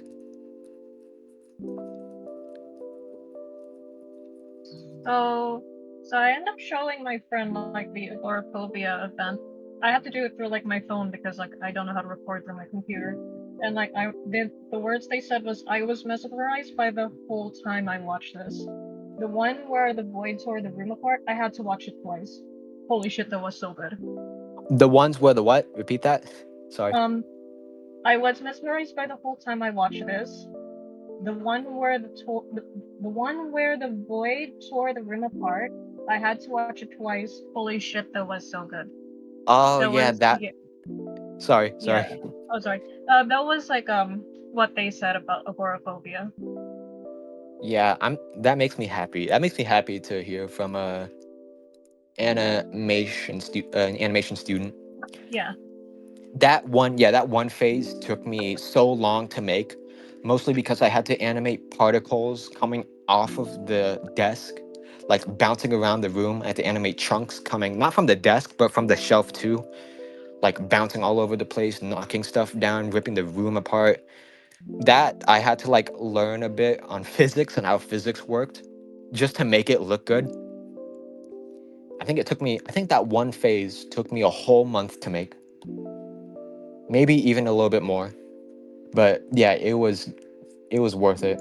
And yeah, I posted the video, the Adult Swim bumper video, in VC Talk in case anyone's interested. Still, I really like the attention to detail on that. Yeah, I like adding some minute details like that in my animation, because I like doing that so that whenever someone looks back, they're like, "Oh wow, I didn't notice that." That's the one thing I like to do. Same with my worlds too. I like to add some detail into them that they probably wouldn't notice the first time, like the shapes in Null with like the braille zeros and the digital zeros and the one sub area with a platform that's just the Arabic symbol of zero, and the God of Nothing event too. Yeah, I just like adding small details like that in my worlds. In the Human Mesa world, I really like vending machines that have unique snacks in them. Yeah, I don't know why they didn't. I don't know why they're not counted in the vending machine, the giant vending machine in the treehouse. I don't know why they aren't counted in. But yeah, those ones I had fun making. I mean, there's other vending machines with unique snacks, and those ones are counted, so maybe they can put them in that one eventually. Yeah, I think they are planning to. A world that I'm planning to make, Vanilla Extract Island, which is heavily inspired by Aridio Gap's stuff, also has a vending machine that has a bunch of unique stuff in it, like molecules for vanillin and other vanilla related chemicals.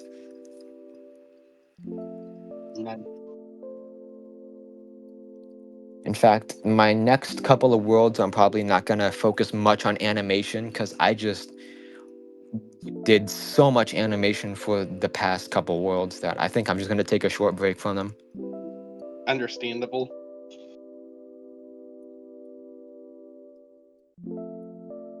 So Bunny asked this earlier. He was wondering where the real-time fill for the agoraphobia event was filmed. Do you know what I'm talking about? Oh, like when you go outside? Yeah. Well, it was okay. So I was on this trip to somewhere outside my area. And while I was out there, I decided that it would be neat to just walk around the block and like do a short loop of someone walking around a block, because I don't know if anyone has done this before, like in a Yume Nikki fan game. So I thought it would be interesting to like do that, to like throw off people's expectations when they do like stumble upon it, since it's the first thing they see.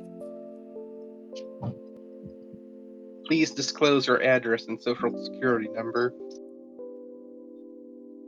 Point Nemo. Nah, but it actually takes place in Big Ass Lake, Canada. Anyways, I'm gonna go and see if there's any questions anyone mentioned in chat. Oh, I'm surprised that some people know of Super Joe. I honestly thought that Super Joe wasn't like a well-known cartoon. I mean, it's not that I've old. heard of it. I haven't seen it much, but I've heard of it. Yeah, it isn't like an oldish cartoon, but yeah. And again, it's super violent. It's a very grotesque and violent cartoon. It's also very mid. Yeah, no, honestly, I can understand why. Because it definitely isn't for everyone.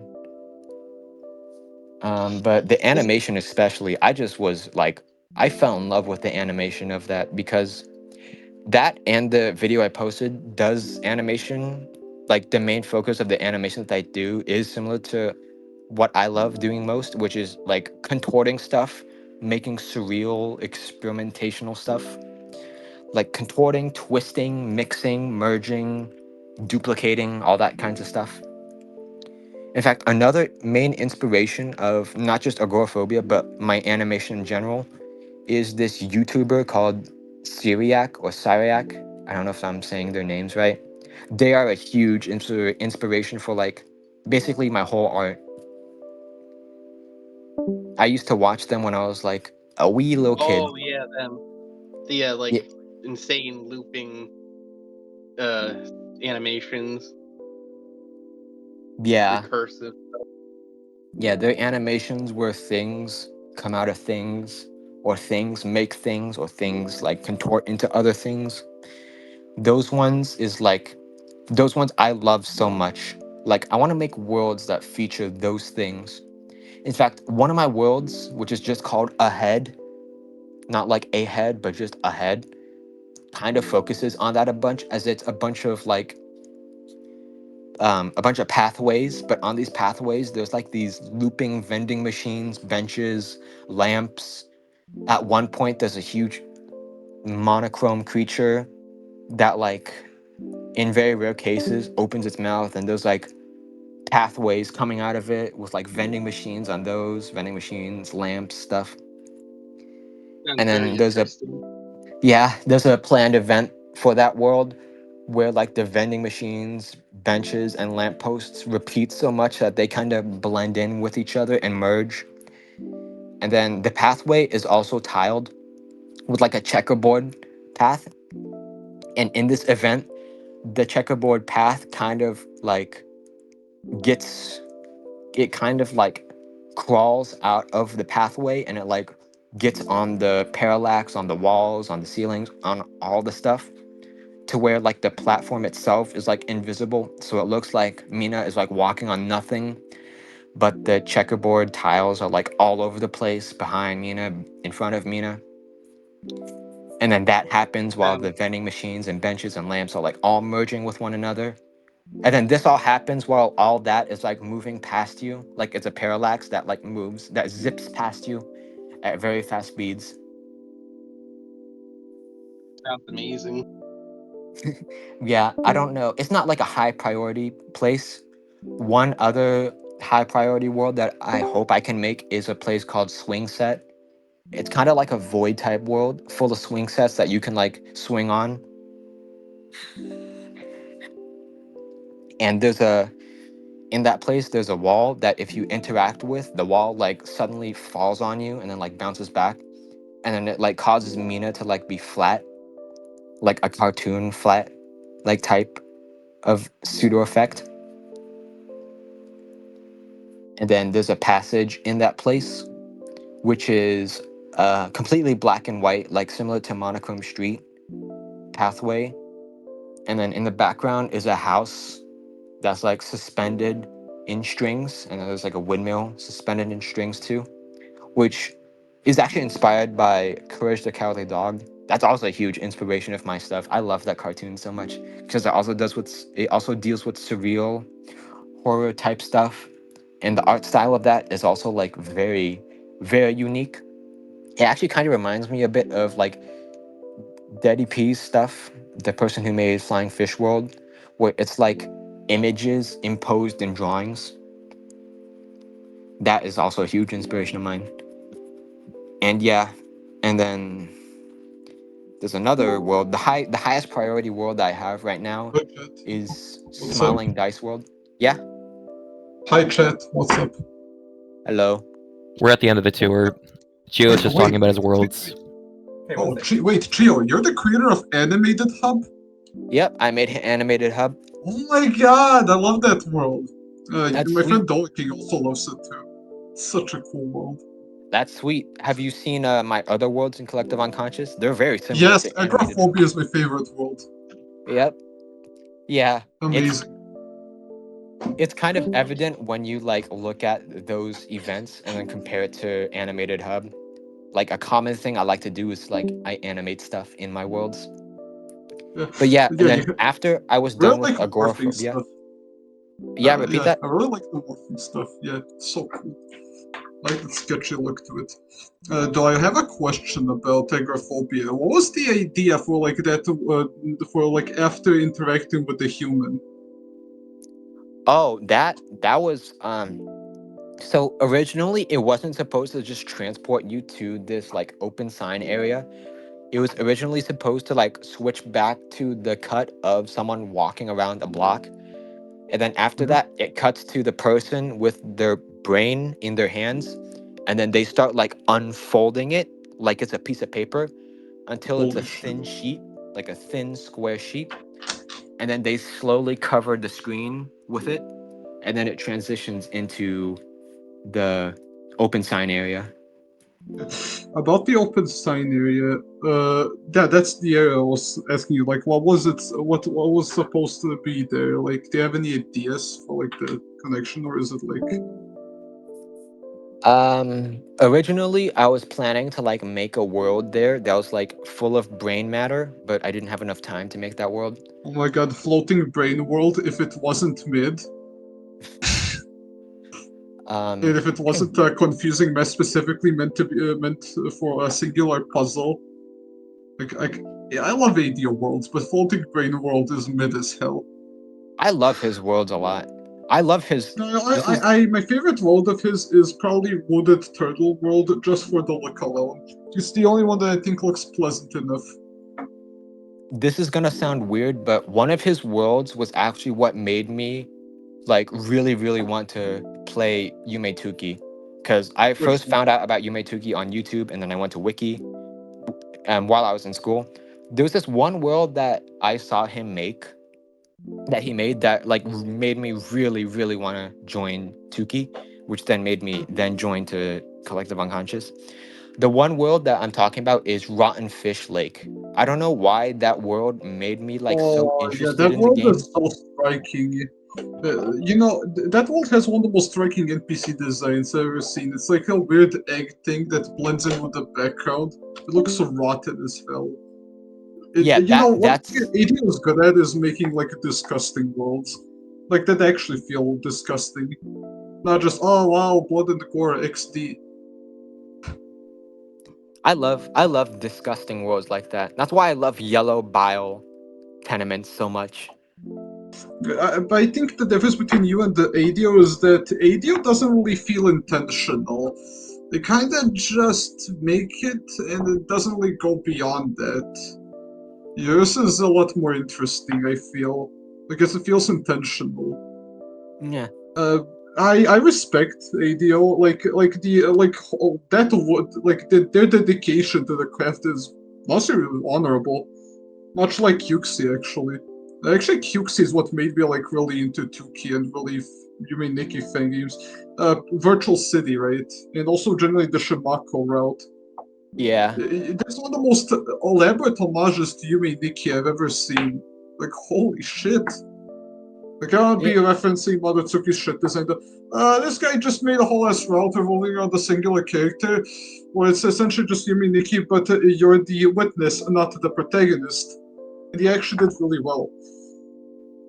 Yeah. I wonder, what are your thoughts on like the new Nexus, the new devs and their implementation, their additions of like worlds to the Nexus? What are your thoughts on that? In Tuki? Yeah, in Tuki. Well, honestly, any new dev that joins Tuki or Collective Unconscious, I'm already like happy of, because that just means that we're gonna have more content.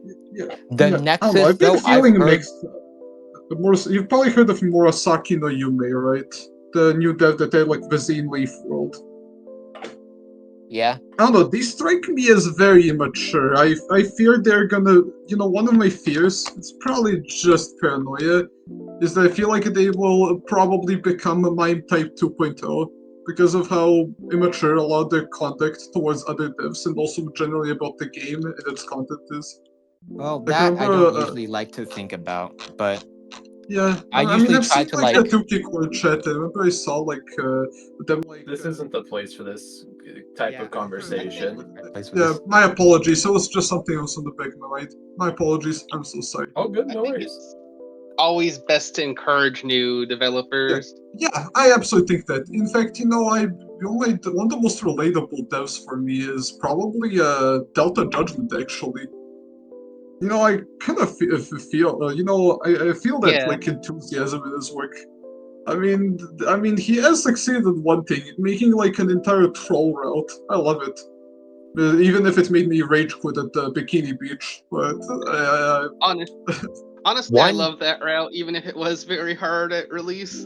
Yeah, I mean, I like the idea of a challenge route, like a route where most of the worlds are like these like gauntlets challenges that you have to figure out. I kind of like that. Like that makes me think I might want to make like a puzzle world, like an entire route where you have to figure out like a puzzle that spans like different worlds. Like one idea was that on one world it would send you back to like an altered version of a previous world in the route. And from there, you'd figure out how to return back to it in order to unlock something that was previously locked.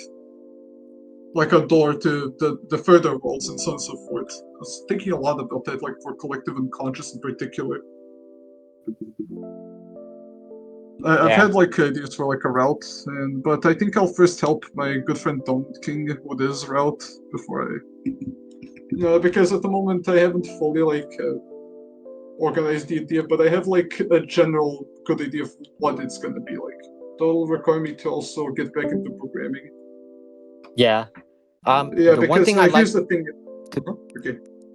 The one thing that I usually like to do, I don't usually like making routes because I don't know if I have like enough like atmospheric skill to make routes. So I like to spread my worlds around. I like to like interconnect stuff basically.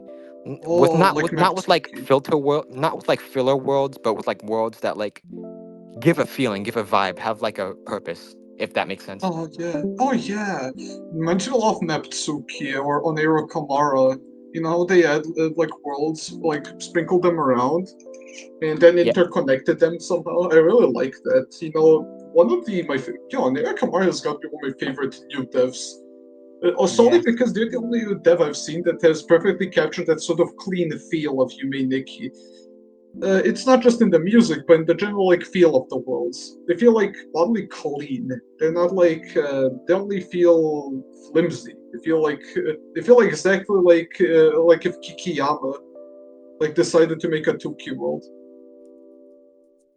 Yeah. Because I've noticed a lot of people tend to forget that Yume Nikki is not just defined by its like weird surreal worlds, but also its general feel. It has despite everything being so inconsistent, it's all held together by something that keeps that consistency. It's kind of like how in music, when you have like weird stuff that just doesn't relate to the key, you'd often ground it with like a single bass line that is like in a specific key. So I kind of think of it that way, like at least when it comes to the feel, like something that holds all of it together, like a neat little package. Could you check your DMs, please? My DMs? One world. Oh. Okay, so that reminds me, one author of Tuki that I really like. Well, there's a bunch of authors I like, but one author I really like is Kurard. I think he's a kind of underrated author because mostly because of how long he's been in Tuki. Mostly because of how long he's been in Tuki. He's been working on Tuki like every year since I think 2010, and it takes like a bunch of dedication to do that. He's also made some worlds, but I mostly like him just because of that. And then another author that I really like is Ido Gap. Sorry. Another author I like is Ido Gap, mostly because from what I've heard, he sounds like a very nice guy, and his art style is also improved. He's so fucking prolific. Like, this guy did fan art for almost every newly added thing to Tuki. I was first impressed by the amount of worlds they created. Then I looked at their Twitter. Oh my god. So many drawings. This guy probably draws like every day. Yep. Man. In fact, when I had Animated Hub come out, I think he was the first person to draw it. Yeah. It's like a rite of passage if ADO draws fan art of your worlds. Speaking of Ido Gap, there's a world that I am planning to make for next build that is heavily inspired by him. Like how he makes a bunch of food-themed worlds with at least one like food-themed NPC in there. I'm not gonna like downright copy, but I'm gonna put off my own style with it too. But it is mainly inspired. But it is like inspired by some of his worlds. I'm just thinking in my mind, 80-euro gap, but USA. So stuff like Japanese food, like American food. Oh my god! I'm so excited for your like new worlds. I really like your worlds in general. They're so cool. Yeah, thank you. You're welcome. I've always wanted to get like making fan games and stuff. It feels like CU would be very easy to well, not easy per se, but more like approachable to like get a world into than say Tuki. Yeah, just to be cautious on the review process. Yeah, it is, but mostly because in Tuki you have to like get a proxy first, which it can be pretty hard because of the language barrier and such. Yeah, your best bet for like a proxy dev is probably Nabise. They're the most prolific associate dev, from what I've heard. But yeah, from my experience, if you do want to make a world and if you do want to have a world like in a fan game, Collective Unconscious is easier than compared to Tuki. Because in Collective Unconscious, all you need to do is like, well, you just need RPG 2003, and that's pretty much it. Yeah, and also you need to ask the devs for the development build. Yeah, that too. With at least some material to prove that at least you're actually going to do something with it. It's kind of like requesting something for the copyright office. Yeah, that too. But there's no recent build yet. They are working on a bug fix, which once they're done with that, then they'll post it in the server. But right now they're not posting it yet. Yeah, makes sense. They're currently just focusing on like fixing the bugs since the game got released and a lot of bugs have been opened. It's the big fountain of purification, big amount of messages in there. I'm actually considering like developing a route later down the line. I've had like a really specific idea, one pertaining to geometry in higher dimensions. So currently, the hardest part is trying to figure out how to visualize humans in 4D, and more specifically, like the symmetries required. I'm getting to a good point since there's like a forum for that, for like specifically describing stuff like that. I think it was called Higher Space. I forgot to mention, in yeah? Tuki, I actually helped contribute with a world in Tuki. Sans itself, I helped contribute with two Yotsukis. One being a twirly Yotsuki and one being a lamp Yotsuki. Those ones I helped contribute with making. I love the sense of self in general. Such a funny idea for like a world. Like even it's like a nostalgic home if it was actually funny.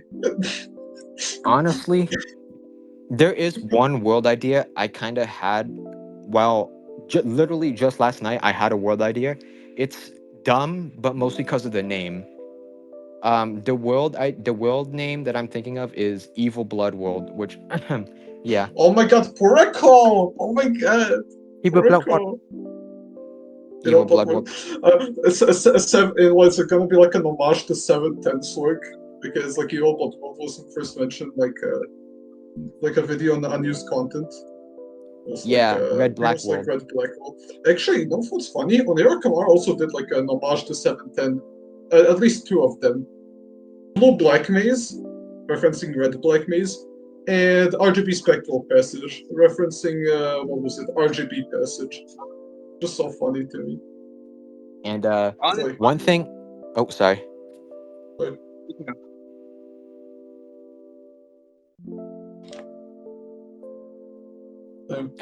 One thing that I'm thinking of experimenting a bit more with my upcoming worlds is world names. Like, I don't think world names have been experimented on that much in the Yume Nikki fan games that I've seen, at least.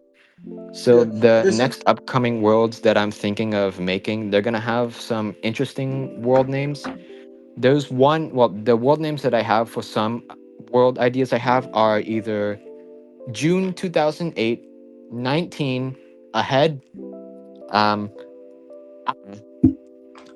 Solar Plexus Clown Gliders,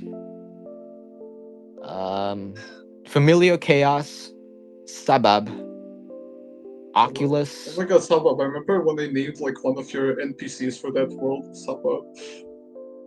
You know what's wanna know something funny about the etymology behind the name Dalekov? It comes from the Serbian term for like what was it? Those like stations. Dalekovod. I think someone was trying to mention something in the VC. Oh, you know what? A good name, Pufferfish Extraction Funland. I think that's That's such a good name. Thank yes, you. Taco and I worked very hard on that name. What about Bodacious yeah, Rotation Station? The Taco and I also worked very hard on Bodacious Rotation Station. Guys, we need like a world called Chair World, which is, I swear, I have like a really funny copy pasta I want to share. Let me just find it. Bodacious Rotation Station. For some reason, I always used to call Bodacious Rotacious Statious. Holy fuck! It's like the best Yume world in general. Speaking of Yume I made like a copy pasta about Yume worlds. Check out VC Talk. Real quick, I'm out of here, guys. Have a good one. All right. Have a good day. Thank you very much, Cheo. It was great having you on. You were very informative. That was fantastic. Yeah, you're welcome. I'm glad to host this whole tour. I'm also gonna leave soon, but I'll stay here for maybe like 4 more minutes. Check out like VC Talk. One thing I wanted to say earlier, but I didn't want to like derail anything. We were mentioning old games. There's an old RPG Maker game. It's called Middens. I think it's on Game Jolt. It's not like a Yume Nikki type fan game, but it's very has a very dreamlike quality. It's very surreal. Has some wacky imagery in it. Oh, interesting. I don't think I've heard of that before, but I will check it out. I think I've also heard of it, but never played it. Yeah. Check out what was it, VC Talk. Check out. Repeat that. VC Talk. Check out like the screenshot I sent. This is like a copy pasta I made some time ago about Yume Bako World. Yeah, I'll check that out soon. Oh man, I forgot what I was gonna mention. Oh yeah, world names. Yeah, those. And then another world that I'm planning to make, which is also another like kind of void-like world, where it's full of these like completely black figures. It's like an arch, but the support beams are people.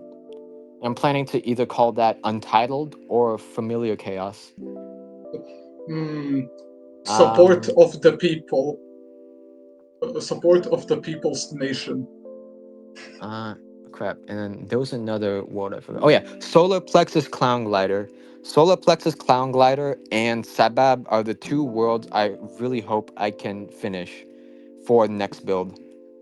I really like the idea behind Sabab, especially its NPCs, like these like flesh mechanical electrical posts. Insanity. Oh yeah, Sabab will have that, and a moving flesh blob, and some milk bottles too. And then Solar Plexus Clown Gliders is it's kind of like a Mina factory, except mainly horror themed. So there's gonna be like a bunch of body horror. Yeah. Oh yeah, speaking of Mina factories, me and the Donut King, the idea for our world, which is likely going to be called Dreamer Clone Factory, a little less horror focused, but very much focused on like the actual map itself. We had the idea of me like very expensive. Would actually have like an event where you'd go into like a chamber. It will feature like a minute connected to some electrical equipment, and another chair which had like a helmet thing, and the event would be Minette would like put on the helmet, which would transfer her into the dream world of that Minette clone. And how to get out of it, you have to find the Minette clone in one of the 3 Nexus, the fake Nexus worlds.